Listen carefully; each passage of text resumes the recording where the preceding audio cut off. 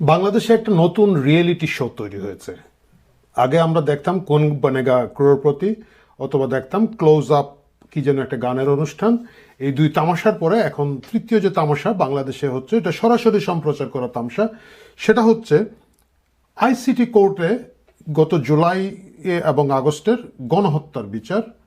খুব ভালো কথা, কিন্তু এই জিনিসটা পুরো জিনিসটাকে একটা হাস্যকর এবং তামসা বানিয়ে টেলিভিশনের মাধ্যমে এখন প্রচার করা শুরু করেছে। আমার মনটা আসলে খুব খারাপ, মানে খুব বিরক্ত লাগছে। কারণ বাংলাদেশে হয় কি, বারবার সাধারণ মানুষজন বিভিন্ন সময় প্রাণ দিয়ে থাকেন এবং রাজনৈতিক এই সংঘর্ষগুলোর, রাজনৈতিক এই আলাপগুলোর আসলে কোনো বিচার হয় না। একমাত্র 1971 সালের মুক্তিযুদ্ধের মানবতা বিরোধী যে অপরাধগুলো হয়েছিল তার কিছু বিচার আমরা করতে পেরেছিলাম, তারপরেও ধরেন আজহার এবং অন্যরা মুক্তি পেয়ে গিয়েছে। কিন্তু বাকি সব সময় দেখা গেছে বিচার প্রক্রিয়াটাকে এমনভাবে করে ফেলা হয়, একটা তামাশা তৈরি হয়। এখন আসিফ নজরুল, ডক্টর ইউনূস এবং আসিফ নজরুল একটা নতুন তামাশা শুরু করেছেন। নতুন তামাশা হচ্ছে, এখন শেখ হাসিনা এবং আরও যারা জুলাই আগস্টের হত্যাকাণ্ডের সাথে জড়িত হিসাবে তাদের বিরুদ্ধে মানবতা বিরোধী অপরাধ ট্রাইব্যুনালে বিচার শুরু হয়েছে। বিচারের ব্যাপারে ব্যক্তিগতভাবে আমি খুবই আমি বিচারের পক্ষের মানুষ। এতগুলো মানুষ মারা গিয়েছে, তারা কেউ না কেউ দায়ী ছিলেন, কেউ না কেউ এটার পিছনে কলকাঠি নেড়েছেন। সুষ্ঠু তদন্ত প্রক্রিয়ার মাধ্যমে যে বা যারা দায়ী তাদের বিচার হোক, এই বিষয়ে আমার কোনো সন্দেহ নাই। কিন্তু আমার সবচেয়ে বড় আফসোসের বিষয়টা হচ্ছে, পুরা বিচার প্রক্রিয়া প্রথম থেকে একটা তামাশা তৈরি করে দিয়েছে। এখন যে জিনিসটা তৈরি করা হয়েছে, এটাকে বলা যায় একটা ক্যাঙ্গারু কোর্ট। এখানে এই ছাগলও জামাত, কসাইও জামাত, বা যেভাবে আপনি বলেন, মানে এটার বিচারকও জামাত, এটার রাষ্ট্রীয় পক্ষের আইনজীবীও জামাত, এটার বিরোধী পক্ষের আইনজীবীও জামাত। এতে যে প্রবলেমটা তৈরি হচ্ছে, ভবিষ্যতে এইসব বিচার যে কি পরিমাণ হাস্যকর ছিল, এটা আন্তর্জাতিক মহলের কাছে একেবারে কি বলা যায়, প্রকাশ্য হয়ে যাবে এবং এই বিচার কখনোই ধোপে টিকবে না। প্রথমে আপনি দেখেন, এইটা রাষ্ট্রীয় পক্ষ চিফ প্রসিকিউটর হচ্ছে গিয়ে তাজুলটাকে জামাতের একজন আইনজীবী ছিল। গত আইসিটিতে যুদ্ধাপরাধীদের যখন বিচার প্রক্রিয়া শুরু হয়, তখন এই তাজুল ইসলাম জামাতের ইসলামীর একজন আইনজীবী হিসেবে কাজ করেছেন। তাকে যখন আপনি রাষ্ট্রীয় পক্ষে দিবেন, প্রথম কথা হচ্ছে কনফ্লিক্ট অফ ইন্টারেস্ট। বাংলাদেশে মানে যে কেউ বুঝবে যে তাজুল এখানে ন্যায় বিচারের পক্ষে কাজ করবে না, সে যেন ভাবে একটা বিচার এবং রায় তৈরি করার চেষ্টা করবে। এইটা যখন তৈরি করা হবে, এই প্রথম আসিফ নজরুল দ্বারা এই তামাশা তৈরি করলো এবং জামাতের এই পুতুলগুলা তাজুলকে এইখানে বসালো। আচ্ছা, এতটুকু পর্যন্ত মানা হলো। সেই তাজুল অনেক গবেষণা করে 1200 পৃষ্ঠার একটা অভিযোগ তৈরি করেছে। এই অভিযোগের প্রথম অভিযোগ হচ্ছে যে শেখ হাসিনার নেতৃত্বে, পরামর্শে, বুদ্ধিতে, যেভাবে বলেন, মেট্রো রেল, বিটিভি ভবন, এইগুলাতে নাকি আগুন দেওয়া হয়েছে। কি হাস্যকর অভিযোগ হইতে পারে, যে জায়গায় এনসিপির নেতারা নিজেরা স্বীকার করেছে যে পুলিশ হত্যা, এই সেতু ভবনে আগুন দেওয়া, মেট্রো রেল পুড়িয়ে দেওয়া, বিটিভি পুড়িয়ে দেওয়া সরাসরি তাদের মদদে হয়েছে। আসুন শুনে আসা যাক সেই কাহিনীগুলো। আসামি শেখ হাসিনার ফোন আলাপের থেকে আরো জানা যায়, তার ষড়যন্ত্রমূলক পরিকল্পনায় দলীয় সশস্ত্র ক্যাডার বাহিনীর মাধ্যমে সেতু ভবন, বিটিভি ভবন, মেট্রো রেল স্টেশন সহ রাষ্ট্রীয় গুরুত্বপূর্ণ কিছু স্থাপনা, কি পয়েন্ট ইনস্টলেশন, অগ্নিসংযোগের মাধ্যমে পুড়িয়ে দিয়ে আন্দোলনকে ভিন্ন খাতে প্রবাহিত করার জন্য আন্দোলনরত ছাত্র জনতার উপর দায় চাপিয়ে দেওয়ার মাধ্যমে অন্যান্য অমানবিক আচরণ বা আদার ইনহিউম্যান অ্যাক্ট সংগঠন করেন। আইন যদি মানতে যেতাম তাহলে কিন্তু এই বিপ্লবগুলো হতো না।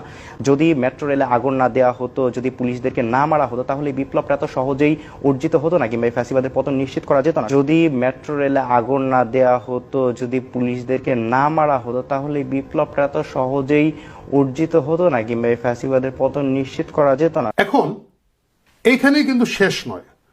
তারপরে যে জিনিসটা হয়েছে, আপনি দেখবেন যে সাধারণত যে কোনো জায়গায় আসামি যত খারাপই খতরনাক হোক, তাকে কিন্তু তার সেলফ ডিফেন্সের একটা ব্যবস্থা করে দিতে হয়, যাতে করে কোনোভাবেই এখানের মধ্যে ডিফেন্স লয়ার দেওয়া না যেতে পারে। এই জন্য একটা তামসাকে এইখানের মধ্যে বিরোধী পক্ষের আসামি পক্ষের আইনজীবী হিসাবে নিয়োগ দেওয়া হয়েছে। যাকে আইনজীবী হিসাবে নিয়োগ দেওয়া হয়েছে তার নাম জামাত বিন আমজাদ না, জায়েদ বিন আমজাদ। মানে ওই নামেই তো বুঝতেছেন, জামাত বিন আমজাদ চলেই আসে আর কি। সে হচ্ছে ছাত্র শিবিরের সাবেক সভাপতি শিশির মনির অ্যাডভোকেট, জামাতের একজন শীর্ষস্থানীয় আইনজীবী। সেই আইনজীবীর চেম্বারের একটা জুনিয়র উকিল, যাকে আমি দেখলাম লোকজন বলছে যে 2-3 বছরের বেশি তার কোনো অভিজ্ঞতাই নাই আদালতে। সে নাকি এখন যাদেরকে অভিযুক্ত করা হয়েছে, শেখ হাসিনা এবং তার প্যানেলের লোকজন, তাদের পক্ষে তারা এখানের মধ্যে ডিফেন্স লয়ার হিসাবে তাদেরকে নিয়োগ দেওয়া হয়েছে। কি পরিমাণ হাস্যকর তামাশা এই জামাত এবং জামাতের নেতা ইউনুস করতে পারে, আসিফ নজরুল করতে পারে, এই ঘটনা থেকে বোঝা যায়। বাংলাদেশে কি আওয়ামী লীগের কোনো আওয়ামী লীগ সমর্থিত প্রো আওয়ামী লীগ আইনজীবীর অভাব আছে? যদি আছে, আমি মনে করলাম যে আছে, আপনারা কি একটু নিরপেক্ষ ভালো আইনজীবী দিতে পারেন না? জেডাই খান পান্না বা আরো অনেক আইনজীবী আছেন, শীর্ষ আইনজীবীদেরকে দিয়ে অন্তত পক্ষে একটা তো দেখাইতে পারতেন যে না, একটা ভালো ডিফেন্স দেওয়ার চেষ্টা হচ্ছে। এইসব বাদ দিয়ে আপনি ছাত্র শিবিরের সভাপতির পকেট থেকে বের করা একটা জুনিয়র ছেলেকে শেখ হাসিনার পক্ষে আপনারাই নিয়োগ দিয়ে আপনারা করে দিচ্ছেন।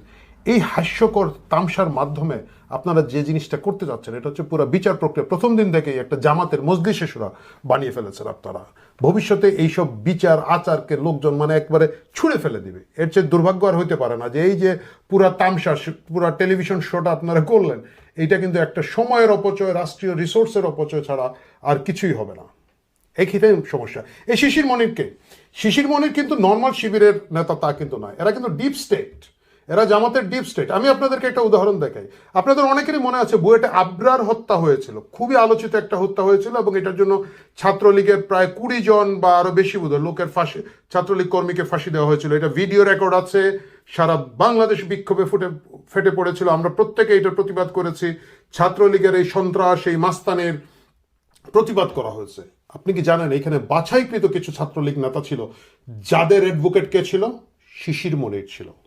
এতেই বোঝা যাচ্ছে যে আবরার হত্যার সাথে এই যে ছাত্রলীগের ছত্রছায়া হেলমেটের ভিতরে থেকে জায়গা যে শিবির ছিল, তারা কোনো না কোনোভাবে জড়িত ছিল।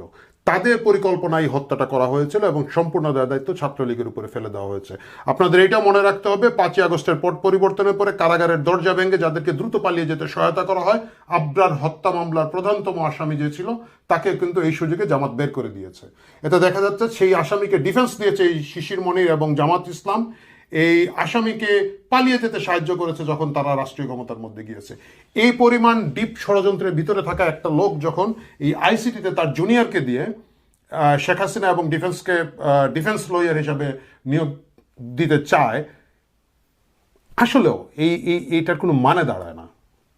আমি আসিফ নজরুল এবং ডক্টর ইউনুসকে একটা কথা বলতে চাই। আপনারা জুলাই আগস্টের ডাইরেক্ট বেনিফিশিয়ারি। আপনি যে বলেন, যেই হত্যা করুন, আপনি করেন, শেখ হাসিনা করেন, 7.62 রাইফেল দিয়ে হোক, কেউ না কেউ পুলিশ, আর্মি, বিডিআর বা তৃতীয় পক্ষ যাদের কথা অনেক বেশি শোনা যাচ্ছে এবং ধামাচাপা দেওয়ার অনেক চেষ্টা হচ্ছে, যারাই করে থাকুক, এই জিনিসটা যদি সুষ্ঠু তদন্তের মাধ্যমে বের হয়ে আসতো, এটা যদি পরিষ্কার পরিচ্ছন্ন হতো এবং যেই দায়ী হোক তাকে যদি আপনারা দায়ী করতেন, সুষ্ঠু প্রক্রিয়া, বিচার প্রক্রিয়ার মাধ্যমে সেটাকে নিয়ে আসতেন, তাহলে এটা খুব ভালো হতো। কিন্তু সেটা না করে আপনারা এটা ধামাচাপা দেওয়ার একটা ক্যাঙ্গারু কোর্ট তৈরি করেছেন।